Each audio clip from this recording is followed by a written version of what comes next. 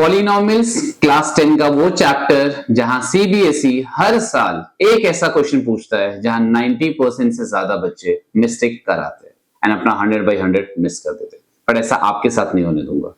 चलिए स्टार्ट करने से पहले मैं आपको कुछ सैंपल क्वेश्चंस दिखाता हूं सीबीएसई इन चैप्टर में कैसे क्वेश्चंस पूछता है। ठीक है, आप भी पॉज करके ट्राई कर सकते हैं। आपके स्कूल्स में ऑलमोस्ट स्कूल्स में चैप्टर हो चुका होगा। आप पॉज करिए, ट्राई करिए, जरूर कमेंट करिएगा कि आप कौन से क्वेश्चन में फंसे या नहीं फंसे। ठीक है, चलिए स्टार्ट करते हैं। स्क्रीन पे देखिएगा, ये रहा पहला सवाल, असोसिएशन रीजनिंग का क्वेश्चन था। यहां पे भी 90% से ज्यादा बच्चों ने गलत ऑप्शन मार्क कर दिए थे, जस्ट बिकॉज उन्हें लगा कि पॉलिनोमियल में कौन डेफिनेशन या टाइप्स ऑफ पॉलिनोमियल क्वेश्चन पूछेगा। चलिए आते हैं सेकंड क्वेश्चन पे। यहां मिस्टेक का सबसे बड़ा वजह दिखा गया कि एक साथ दो ग्राफ दिख गए उन्हें, तो कंफ्यूजन हो गया ऑप्शंस में। और ये क्वेश्चन स्टूडेंट्स आप यकीन नहीं मानेंगे, इस क्वेश्चन ने तो बच्चों के होश उड़ा दिए थे। ये इस साल का लेटेस्ट 2026 के बोर्ड एग्जाम का क्वेश्चन है। आप अपने सीनियर से कंफर्म कर सकते हैं कि उन्होंने जब पहली बार ये क्वेश्चन देखा, रियल एग्जाम टाइम में उन्हें कैसा लगा। आप पूछिएगा और कमेंट में मुझे भी बताइएगा। जहां तक मैंने फीडबैक लिया, बच्चों के होश उड़े हुए थे, क्योंकि इस क्वेश्चन में कुछ शब्द ऐसे थे जिन्हें क्रैक करना जरूरी था। ठीक है, बट ऐसा आपके साथ नहीं होने दूंगा। ऐसा क्यों? क्योंकि हम हर चैप्टर को पिलर्स में पढ़ेंगे। हम हर चैप्टर में जितने पॉसिबल पिलर्स हो सकते हैं उन पिलर्स को बनाएंगे, उन टॉपिक्स को स्ट्रॉन्ग करेंगे। अगर वो टॉपिक स्ट्रॉन्ग होते गए, आपका चैप्टर अल्टीमेटली स्ट्रॉन्ग हो जाएगा। 15 से 20 मिनट खाली मुझे दीजिए, मैं आपका हर एक टॉपिक खत्म कर दूंगा। ओके, चलिए स्टार्ट करते हैं। तो अगर मैं चैप्टर नंबर 2 पॉलिनोमियल्स की बात करूं स्टूडेंट्स, पहले मेरे साथ अपने दिमाग में फ्रेम बनाइए कि टोटल पूरे चैप्टर को अगर आपको कंप्लीट करना है तो 5 चीजें जरूरी है।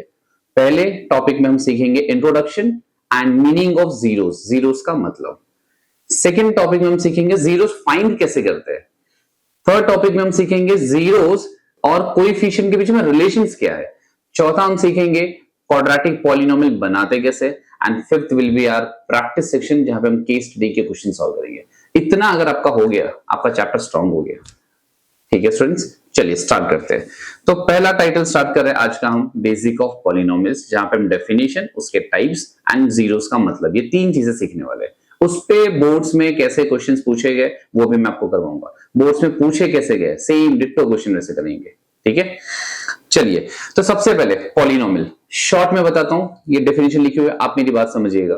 पॉलिनोमियल उस एक्सप्रेशन को कहा जाता है जहां पे हर टर्म की जो पावर है that should be a whole number. हर टर्म की पावर कैसी होनी चाहिए स्टूडेंट्स? Whole number. एग्जांपल देखिएगा, यहां पे पहले एग्जांपल में ये this is the first term, second term, third term. Power का मतलब क्या होता है? पावर का मतलब वेरिएबल के सर पे जो लिखा होता है। तो यहाँ पे पावर 2 हुई, यहाँ पे पावर 1, यहाँ पे पावर 0, क्योंकि वेरिएबल नहीं है। और जब वेरिएबल नहीं होता तो आप उसे x⁻0 लिख सकते हैं। ठीक है, ये आपके नॉलेज के लिए। तो पावर होल नंबर है, सारे टर्म्स के पावर होल नंबर है, दैट इज अ पॉलिनोमियल। यहाँ पे भी आप चेक कर सकते हैं, सारे टर्म की पावर होल नंबर है, दैट इज अ पॉलिनोमियल। यहाँ पे एक ही टर्म है which is a constant, constant का मतलब नंबर, तो ये 7 है। अगर कोई नहीं होता है वेरिएबल में तो हम उसे x⁻0 लिखते हैं। तो यहाँ पे भी पावर तो 0 है, that is a whole number. तो again this is a polynomial. This is also polynomial because root 2 root के अंदर है, ना कि x। तो x की पावर तो हम 1 देखेंगे। So again this is a polynomial. Polynomial कौन से नहीं है? जहां वेरिएबल आपको डिनोमिनेटर में दिख जाए, जहां वेरिएबल आपको किसी रूट में दिख जाए, तो ऐसे टाइप के एक्सप्रेशंस पॉलिनोमियल नहीं होते। This is the simple definition of polynomial. Understood students? आगे बढ़ते हैं। यहाँ पे इंपॉर्टेंट लाइन क्या थी कि वेरिएबल की पावर होल नंबर होनी चाहिए। This is the most important line. ठीक है, हाफ नेगेटिव ऐसे नहीं होने चाहिए। चलिए तो फिर चलते हैं नेक्स्ट, टाइप्स ऑफ पॉलिनोमियल। सबसे इंपॉर्टेंट, क्योंकि यहीं पे एक क्वेश्चन ऐसा आया था बोर्ड एग्जाम में जहां पे बच्चों ने मिस्टेक की है, आप नहीं करेंगे, ध्यान से सुनिएगा। टाइप्स ऑफ पॉलिनोमियल्स पे यहां हम पॉलिनोमियल्स को क्लासिफाई कर रहे हैं on the basis of degree. अगर जिन पॉलिनोमियल की डिग्री 0 होती है उन्हें कांस्टेंट पॉलिनोमियल कहा जाता है। जिन पॉलिनोमियल की डिग्री 1 होती है उन्हें लीनियर, पॉलिनोमियल की डिग्री 2 क्वाड्रेटिक, डिग्री 3 वाले को क्यूबिक, डिग्री 4 वाले को बाई क्वाड्रेटिक। ये आपने 9th में भी पढ़ा है। ठीक है, इंपॉर्टेंट क्या है ध्यान से सुनिएगा। कांस्टेंट पॉलिनोमियल पहले समझाता हूं। कांस्टेंट पॉलिनोमियल ध्यान से समझिएगा स्टूडेंट्स। अगर मैं p ऑफ x कोई भी नंबर लिखता हूं -1, या p ऑफ x में लिखता हूं 2/3, या मैं अगर p ऑफ x लिखता हूं -7/5, कुछ भी लिखता हूं, ये सारे पॉलिनोमियल कांस्टेंट पॉलिनोमियल माने जाते हैं। क्यों? बिकॉज यहां आप इनके बगल में x लिख सकते हो और पावर में 0 लिख सकते हो, because x raise to 0 will be 1 only. यानी आपने लिखा -1 ही है, बट आपने ऐसा क्यों शो किया जिससे आपको पता चले वेरिएबल के सर पे क्या लिखा हुआ है, 0। सो 0 डिग्री हो गई, that's why it is called as constant polynomial. ये सारे कांस्टेंट पॉलिनोमियल हुए, लेकिन कांस्टेंट पॉलिनोमियल के अंदर से एक पॉलिनोमियल बना है जिसे कहते हैं जीरो पॉलिनोमियल। वो एक ही तरह का पॉलिनोमियल जहां आपको पॉलिनोमियल इक्वल्स टू 0 लिखा हो, ठीक है। कांस्टेंट पॉलिनोमियल की डेफिनेशन याद रखिएगा, ऐसा पॉलिनोमियल जहां पे नॉन जीरो कांस्टेंट हो, मतलब कांस्टेंट होने चाहिए, जीरो काउंट नहीं होगा। अगर p ऑफ x 0 हो गया उसे हम जीरो पॉलिनोमियल कहते हैं, जिसकी डिग्री अनडिफाइंड है। ये सबसे इंपॉर्टेंट आपको याद रखना है, जिसकी डिग्री अनडिफाइंड है। क्यों अनडिफाइंड है वो भी सिखाता हूं, क्योंकि आप 0 लिखिए या उसके बाजू में x रेज टू 0 लिखिए, या 0x रेज टू 1 लिखिए, 0x रेज टू 2 लिखिए, 0x रेज टू 3 लिखिए, 0x रेज टू 4, सबका आंसर तो 0 ही होगा, यानी आप 0 ही लिख रहे हैं। लेकिन यहां आप देखेंगे डिग्री 0 हो गई, डिग्री 1 हो गई, डिग्री 2, डिग्री 3, डिग्री 4, आप बता ही नहीं पाएंगे कि उसकी डिग्री क्या है। सर ऐसा तो कांस्टेंट में भी हो सकता है, तो वेट करिएगा फिर से समझाता हूं। कांस्टेंट में अगर आप 7 लिखते हैं तो आप इसके बगल में x रेज टू 0 लिख सकते हो, क्योंकि 7x रेज टू 0 सेम है 7। बट अगर आप इसके बगल में x रेज टू 1 लिखते हैं तो that is not same as 7। But यहां पे अगर 0x रेज टू 1 लिखते हैं दैट इज अगेन 0 ओनली, आप 0 ही लिख रहे हैं। बट ये 0x raise to 2, 0x raise to 3 अनेक डिग्री लिख सकते हैं। दैट्स वाई यहां पे हम डिग्री बता ही नहीं सकते कि पॉलिनोमियल की क्या है। दैट्स वाई मोस्ट इंपॉर्टेंट याद रखिएगा, degree of a zero polynomial is not defined. Okay, चलिए आते हैं बोर्ड के उस क्वेश्चन पे। ये मैंने आपको समझा दिया क्यों डिफाइन नहीं है। याद रखिएगा, नॉन जीरो कांस्टेंट पॉलिनोमियल की डिग्री कैसी होती है, 0। अब ये रहा वो क्वेश्चन जहां पे 90% से ज्यादा बच्चों ने मिस्टेक की। असर्शन दिया हुआ है, degree of a zero polynomial is not defined, that's true. Degree of a non zero constant polynomial 0, that is also true. लेकिन यहां पे ट्रैप क्या हुआ, यहां पे ये ट्रैप हुआ स्टूडेंट्स की आप ऑप्शन ए मार्क नहीं करेंगे। बोथ आर ट्रू, बट ये ए एंड आर दोनों अलग अलग चीजें बता रही है। एक जीरो पॉलिनोमियल के बारे में बता रही है और एक नॉन जीरो कांस्टेंट पॉलिनोमियल के बारे में। सो वो उसका एक्सप्लेनेशन नहीं है। Option B will be the correct answer. Option B will be the correct answer. Both are true, but R does not explain A. Okay? ये आपका आंसर होना चाहिए। चलिए अब आते हैं मीनिंग ऑफ जीरोस पे। ये एक ऐसा सेक्शन है जहां पे क्वेश्चंस आते हैं। मीनिंग ऑफ जीरोस, जीरोस को आप डिफाइन दो तरीकों से कर सकते हो। एक अलजेब्रा की डेफिनेशन हो सकती और एक ज्योमेट्री की डेफिनेशन होती है। अलजेब्रा में कहता है वेरिएबल की वो वैल्यू जिसे पॉलिनोमियल में वेरिएबल की जगह रखने पर पॉलिनोमियल का आंसर 0 आ जाए उसे 0 कहते हैं। समझाता हूं स्टूडेंट्स, ध्यान से समझिएगा। अगर मैंने कोई पॉलिनोमियल आपको दे दिया p of x equals to suppose करिए x माइनस 1, ठीक है। आपने वेरिएबल की जगह मान लीजिए आपने रख दिया 2, क्या पॉलिनोमियल का आंसर 0 होगा? नहीं, पॉलिनोमियल का आंसर क्या होगा? 2 माइनस 1 1। आपने पॉलिनोमियल में x की जगह क्या रख दिया? 2, तो 2 माइनस 1 1। तो 2 रखने पर पॉलिनोमियल का आंसर 0 नहीं आया, मतलब 2 इज नॉट अ 0। लेकिन अगर वहीं पे आप पॉलिनोमियल में x की जगह 1 रख देंगे तो आंसर 0 आ जाएगा। पॉलिनोमियल का आंसर 0 आ गया, वेरिएबल की जगह क्या रखने पर? 1, यानी 1 उसका 0 कहलाएगा। सिंपल डेफिनेशन, वेरिएबल की वो वैल्यू जिसे पॉलिनोमियल में वेरिएबल की जगह रखने से पूरे पॉलिनोमियल का फाइनल आंसर कैसा आ जाए? 0, उसे कहते हैं जीरो पॉलिनोमियल। मैथ्स में हमेशा दो तरफा डेफिनेशन याद रखिएगा। वेरिएबल की वो वैल्यू जिसे पॉलिनोमियल में रखने से आंसर 0 आ गया। कोई आपको कह दे कि ये उसका 0 है तो आपको ये समझ में आना चाहिए कि इसे पॉलिनोमियल में रखने से आंसर 0 आने वाला है। ठीक है, आगे हम सम्स देखते हैं।